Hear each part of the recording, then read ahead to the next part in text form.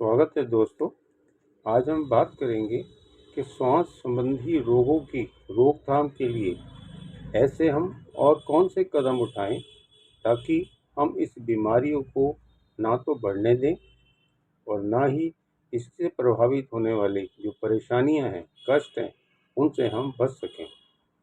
जैसे आप जानते हैं कि जब भी गला खराब होता है, ज़ुकाम होता है, तब हम डॉक्टर से पूछते हैं या डॉक्टर हमें कहते हैं आप गर्म पानी के कुल्ला करिए, चाहे उसमें नमक डालिए। या कई बार ऐसा भी सुना गया होगा कि चाय की पत्ती से बना हुआ जो पानी होता है, अर्थात ना तो उसमें दूध होता है ना चीनी होती है, ऐसे पानी से हम कुल्ला करेंगे तो आपको नज़ला ज़ुकाम बढ़ेगा नहीं और आपको गले में आराम मिलेगा। ये गर्म पानी हमें क्यों कहा जाता है?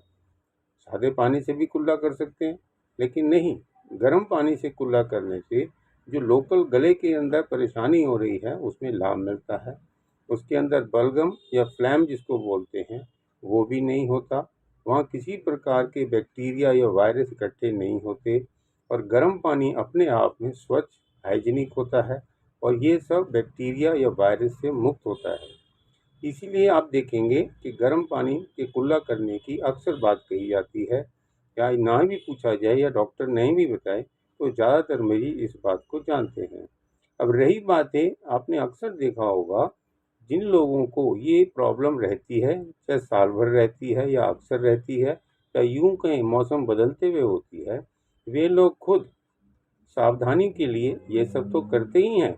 पर आपने एक बात और महसूस की होगी, जिन लोगों को ये प्रॉब्लम होती है अक्सर उनका पेट भी खराब रहता है।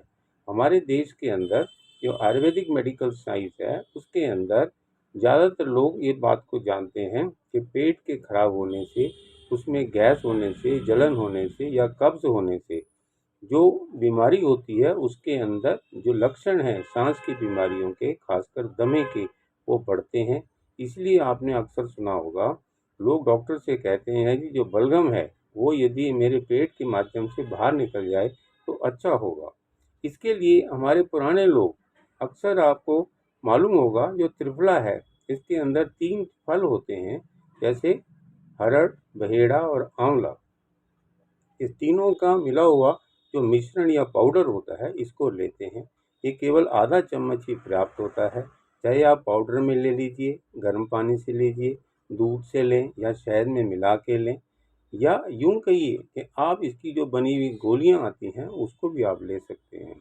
अब रही बात है कि त्रिफला जो है ये क्यों कामयाब है, खासकर जो श्वास संबंधी रोग हैं, चाहे नज़ला जुकाम हो, खांसी हो, बलगम हो, दमा हो। क्योंकि आप जानते हैं इसके अंदर जो 3 फल होते हैं, सबसे पहले वो हरड़ जो है पेट साफ करने के लिए कारगर है, जो पेट के अंदर ना तो गैस होने देगी और पेट को साफ करेगी तो कब्ज़ भी नहीं होगा, तो किसी प्रकार की जो अनईज़ीनेस रहती है व्यक्ति को वो भी नहीं होगी। इसके अलावा जो बहेड़ा है, बहेड़ा जो होता है वो अपने आप में जो गले के, नज़ला जुकाम के जो रोग हैं, खांसी है, उन सब के अंदर एक प्रकार की दवाई है, वो भी इसके अंदर इस बीमारी से रोकने के लिए कारगर है।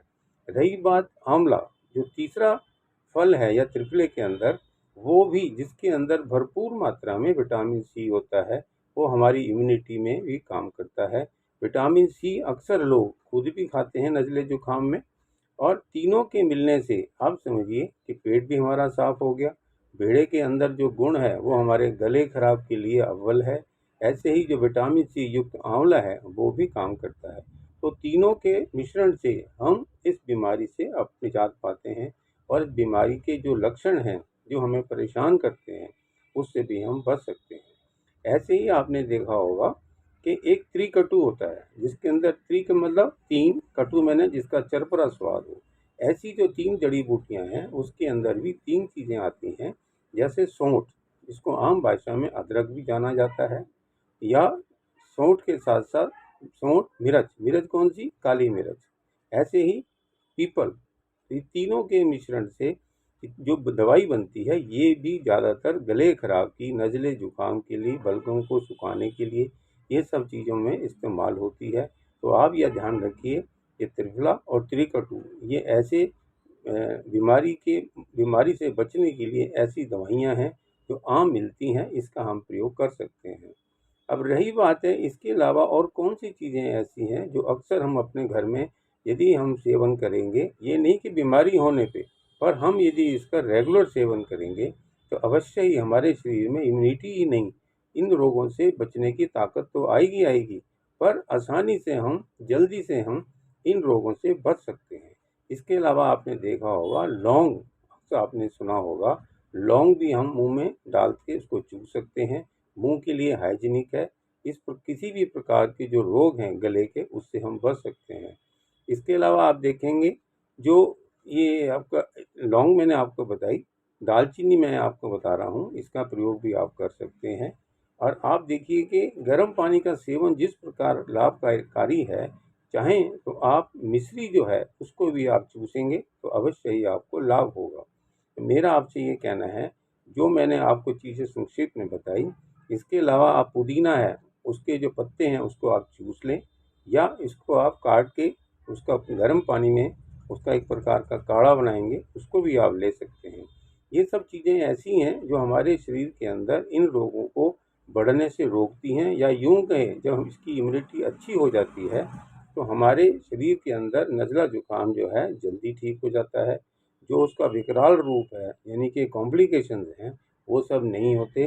तो हमारे खाली नज़ले ज़ुकाम से ही बचने के लिए नहीं, हमारी जो आँखें प्रभावित होती हैं, ख़राब होने लगती हैं, ख़ासकर विशेषकर बच्चों के अंदर, तो उन सब चीज़ों से हम बच सकते हैं। तो मेरा आपसे फिर कहना है, आप अवश्य ही इन चीज़ों का प्रयोग जीवन में प्रतिदिन रखेंगे, चाहे कम मात्रा में हो। इसका सेवन करने से हमें अवश्य ही ना तो ये छोटे-मोटे रोग होंगे, ना ही इनसे होने वाले जो कॉम्प्लिकेशंस हैं, उनसे हम बच सकते हैं। Thank you very much.